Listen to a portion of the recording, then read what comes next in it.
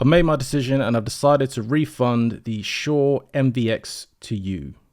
Now, I did a video unboxing this product and I talked about why I decided to buy it. In short, I just wanted to clear up my desk space and have a small audio interface, but I since then found an alternative. I didn't get to use this product that much, if I'm completely honest, but it'll be a very quick review to run through a couple tests that I'm aware of and equally just give you some quick thoughts about my experience with the product. Admittedly, I'm not the most experienced audio person out there, so I'm not going to go too technical on all these reviews, but equally, I understand and appreciate from my perspective that when I was actually looking at microphone reviews and I'm hearing everyone talk about frequency response, sibilance and plosives and all these terminologies, it wasn't always sitting with me in the sense that I'm not fully aware. Like when they mention like dark tone, I don't know exactly what they mean by a dark tone.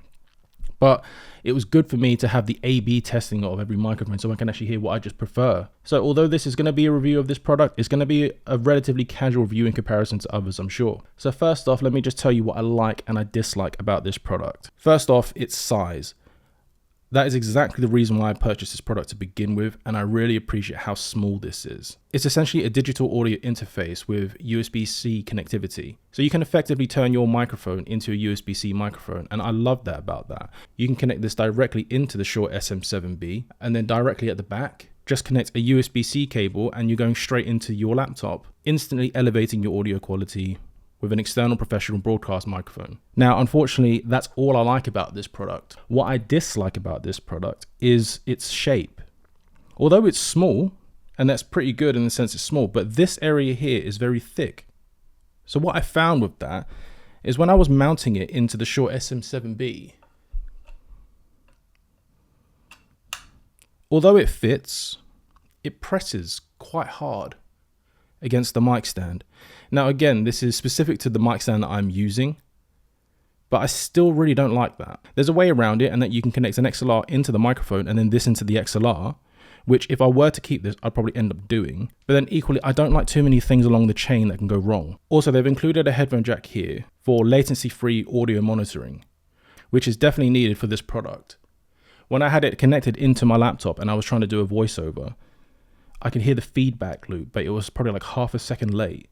So therefore it was really throwing me off. I didn't actually get to test this because I don't have a decent pair of headphones. So as far as the positives are concerned, this is all I can really say about it. I just needed a small audio interface that could power the Shure SM7B, and it was that. So if on paper it does what I needed to do, then 100% I recommend the product. But what I'll say, the story doesn't quite stop there. So that being said, I'm now going to plug this into the Shure SM7B.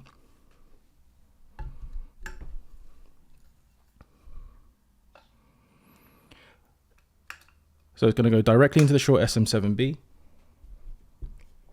get the USB-C cable, connect that into there. And now you should be able to see a little green light to indicate that it's powered on. And throughout this video, you've been hearing me speaking to this Shure SM7B, which is actually connected through to the Rodecaster Pro II. It's on track 3 on the Shure SM7B profile. Processing's turned off at 60 dB.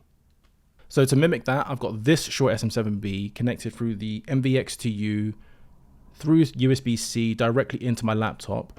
I've got the Shure Plus Motive app. As you can see, that is connected up here. Voiceover recording settings is going to be the Shure MVX2U as the source. Got the Shure Motive app connected, set to manual, preset. I'm going to put it on dynamic speech. So overall, this is the settings that is put down for dynamic speech. It's a dynamic microphone. I'm going to be speaking into it. So I don't need phantom power. Mic's obviously not muted. Mic gains at 50 dB. I'm actually going to push this up to 60 to match the Rodecaster Pro II.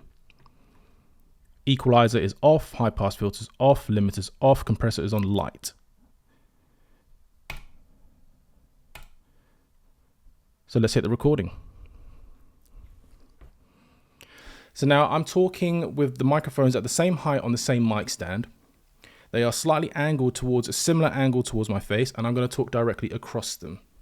So in essence, the audio should be mimicking 100% the same, in the sense that there's no processing done on either of them. I'm talking at the same distance across them, and this is the sound quality difference between them. So as I'm speaking, I'm going to be switching across both microphones A and B. I won't necessarily acknowledge which one is going to be A and which one's going to be B because I haven't decided that myself yet. But equally, as I'm switching, if you can hear a sound quality difference going between the microphones, then obviously that's an indication that there's a difference between the interfaces. I'll reveal at the end which one's which. One of the criticisms that I heard about this MVX2U was the high noise floor. So how I'm going to test that, I'm going to stay silent for a couple seconds and I'll replay that clip one after the other for mic A and mic B. So then you can hear what type of ambient sound's picking up and what the noise floor is like. For context, I'm in my living room at the moment. It's not a sound treated room by no means. I've got a rug down here. It's generally well furnished, so you're not going to get too much reverb going around.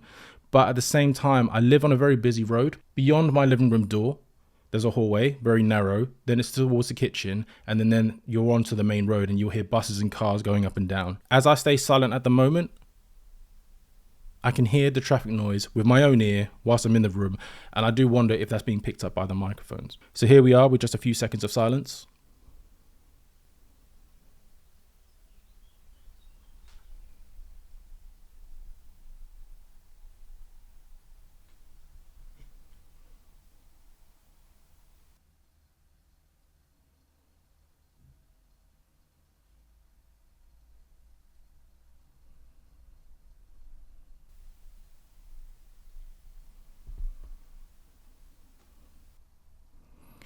So what I'm noticing as well on the Rodecaster Pro II, it's not actually picking up, when I'm going silent, it's not picking up much audio at all.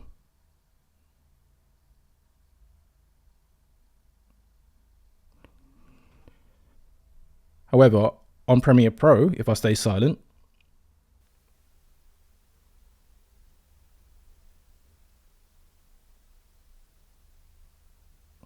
there was another test that I saw as well, where apparently if you were to tap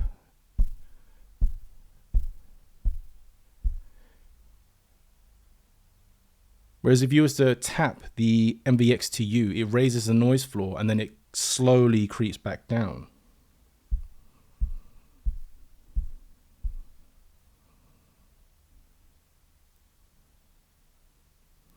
I'm not entirely sure if that's a problem. I'd have to listen to that back. But equally at the same time, even without the tapping, I'm seeing a noise floor difference between this and the Rodecaster Pro II. Other reviewers have reported this and that it's got a high noise floor. I haven't actually heard it for myself just yet. I've heard it from the other reviews, but I haven't heard it through my own audio samples.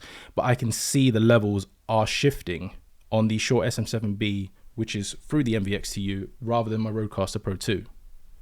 So those are the only checks that I really wanted to do, but equally I'd already decided that this was going to go back based off the alternative product that I found. So that being said, I'm just going to pack this up and then we're just going to go on to the conclusion. As you can see, I've repositioned the microphones now, so they're kind of like facing side on to me, so I'm talking across them as opposed to into them, because where they were positioned before, they were kind of slightly coming further up into me and they was catching a lot of my breath in my previous videos.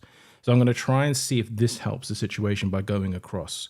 Equally, the last two videos I was using the MV7s, which aren't obviously the same as the SM7B, so the way that they handle wind will be very different anyway. Equally, when I finally stop all these mic reviews, because I'm not an audio person, I'm just actually trying to find out what microphone works best for me. Right now I'm leaning towards the RE20 and it's currently sitting on the Elgato Wave boom arm. I would actually then have the microphone mounted higher up, so therefore it's not going to catch my breath as I'm coming across. Just a quick audio sample as well, so you can hear how this sounds in comparison to the others. The Electro-Voice RE20 is actually set at 57 dB with all processing turned off. And yeah, I guess that's that. So now just final conclusions on the Shure MVX2U. As previously mentioned, I really do like the look of this product. I like the size of it. I like the idea of it. Unfortunately, just in practice, I haven't really enjoyed it. Because I'm not really an audio expert, I don't know how to EQ it. So if going back to the screen, if I was to turn on EQ, I wouldn't know what to do with these. And yes, with time, I will learn, but I don't know. At least now on the Rodecaster Pro II, I'm able to go through some preset settings. So here I am on 60 dB, processing turn on, preset on the Podcast Studio preset, which has elevated the sound. On this side, it's completely flat. I haven't changed anything because I don't know how, and there's no preset to boost the quality for me. So this product actually cost me £125. So the question is, do I want my £125 back or do I want to keep the product? And to be honest, at that price, I don't need this. I'm going to get my money back and I will then opt to use something a bit more useful to me. I would even rather keep the Rodecaster Pro II sitting at my desk. Despite it being big and clunky, it just has a lot more functionality with it. Equally at the same time, as mentioned in the previous video, there was a curveball and I stumbled across this Rode X streamer. This isn't as small as the MVX2U obviously, but it has more functionality. I can actually connect my Sony cameras and do some live streaming through here. It powers through one USB-C port. This has the Revolution preamp, which then I can turn up the microphone all the way up to 76 dB.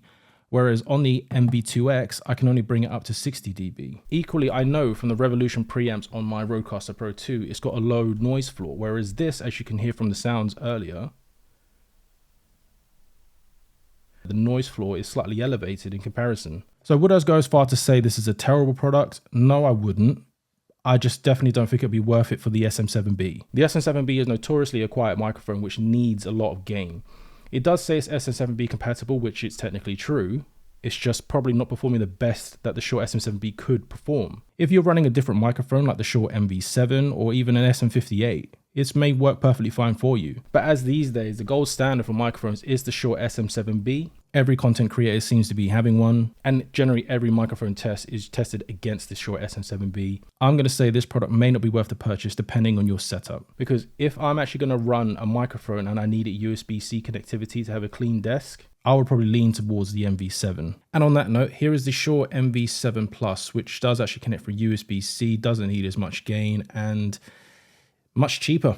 So I'm going to be doing a review on this soon. So if you're interested in this microphone, stay subscribed and keep a lookout for the next video.